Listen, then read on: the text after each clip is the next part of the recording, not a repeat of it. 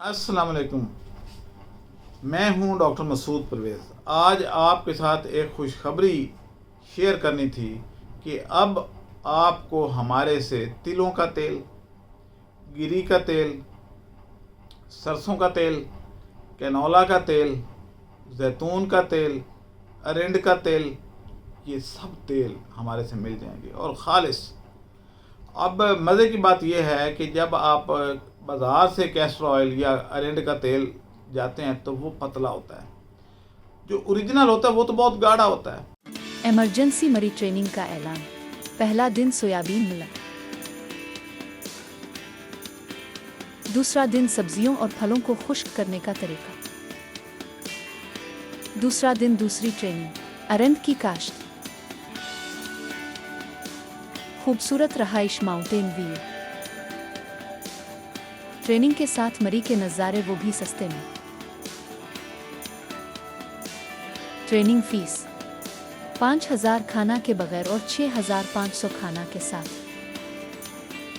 Training की तारीख है 19 और 20 जुलाई। राब्ता करने के लिए हमारे ये नंबर हैं।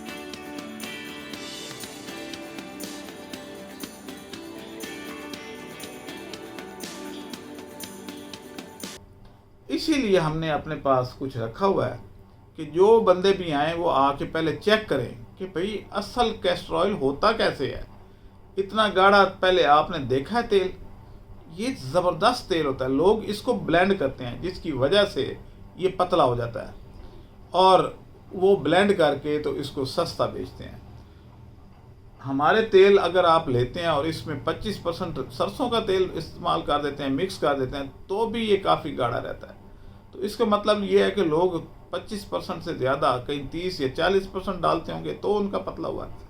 तो खालिस तेल लेने के लिए आप हमारे से रब्ता कर सकते हैं। इसी तरीके से तिलों का तेल हमने कुछ निकाल के रखा हुआ है, उनको देते हैं, सुंघाते हैं, चखाते हैं, उसके बाद कहते हैं जी आपका दिल करे तो आप ले लें, नहीं तो जहाँ लगे हुए हैं वहाँ ठीक है। इसी तरीके से सरसों का तेल जो पहचान रखते हैं वो आके इसको चेक करते हैं और कहते हैं जी वाकई। और आज तक तो ऐसा हुआ नहीं है कोई किसी ने हमारा चेक किया और कहा हो कि नहीं इसमें कोई मिलावट है। मिलावट का तो तस्वर ही नहीं है हमारे पास। जैसे कैस्टर ऑयल की पहचान है कि वो इतना गाढ़ा, कोई और बंदा तेल ला के तो दिखाए इतना गाढ़ा।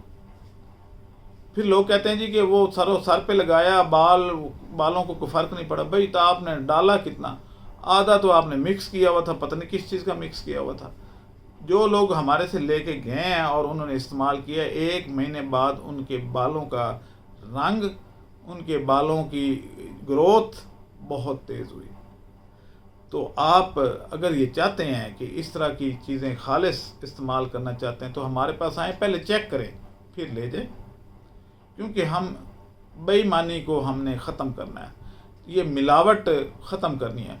हमारा दूसरों से महंगा ज़रूर होगा, ज़ाहिर है हम खालिस बेच रहे हैं, तो आप बता के पैसे ज़्यादा ले लें बजाय इसके कि अगले बंदे को उसका यानी उसको ऐसी चीज़ दे दें कि उसको जो ज़रूरत है वो उसका पर्पज़ ही पूरा ना हो, उसका मकसद ही फेल हो जाए। आपने मुनाफा फिर भी उतना ही आता है। आप बता के रेट ज़्यादा लेके खालिस चीज़ तो देना, ताकि उसने जिस मकसद के लिए ली है वो चीज़ उसको उस मकसद में काम तो आए। हालांकि दोनों सूरतों में प्रॉफिट बराबर होता है। आप थोड़ा बेहतर कर रहे हैं, लेकिन कंपटीशन में आके लोग मिलावट करके देना पसंद करते हैं और अगला बंदा उससे ज़्यादा मिलावट करके करेगा उससे, यानी इस तरीके से एक रेस चल रही है। उस रेस को रोकना है मैंने। जिसने खालिस चीज़, खालिस तेल लेना होगा मेरे पास आ जाएगा, और जिसने मिलावट वाला लेना होगा वो चले। जो जहाँ दीदा बंदे हैं वो उसकी क्वालिटी को हाथ पे एक कतरा डाल के पहचान लेते हैं, उसको स्मेल करके पहचान लेते हैं, उसको चख के पहचान लेते हैं, उसके टेस्ट से उनको पता चल जाता है। तो इसलिए जब भी आप खालिस चीज़ के लिए जाएं कहीं तो आप उसको चेक करके लें।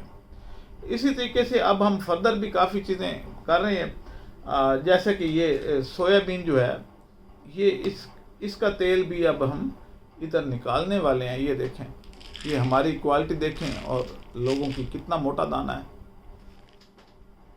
ये सोयाबीन है, ये काश्त के लिए हमारे पास मौजूद है।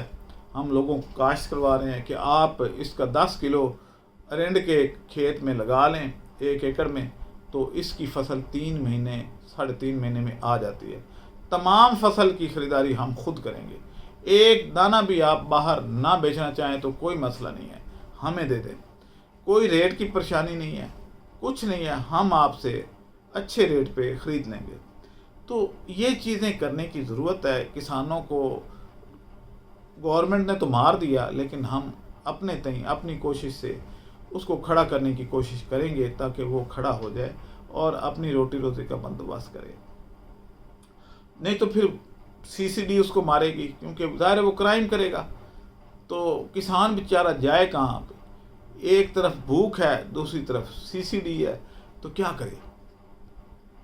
तो इस सूरत में उसको रोज़गार बना के देने की ज़रूरत है, ना कि उसको अगर भूखा मरेगा तो डेफिनेटली उसने कुछ ना कुछ तो फिर करना है, तो वो फिर करप्शन करेगा, क्राइम करेगा। तो मेरी कोशिश ये है कि उनको कारोबार दे दिया जाए ताकि वो क्राइम ना करें और अपनी रोटी रोज़ी का बंदोबस्त अपने घर पे करें। दूसरा ये है कि रिवायती फसलों से हटाना मेरा मकसद है, क्योंकि रिवायती फसलों में अब बचत नहीं रही। तो ये चंद एक चीज़ें आपको बतानी थी। इंशाल्लाह एक नई वीडियो के साथ जल्द हाज़िर होऊंगा। राब्ते के लिए 030040097999।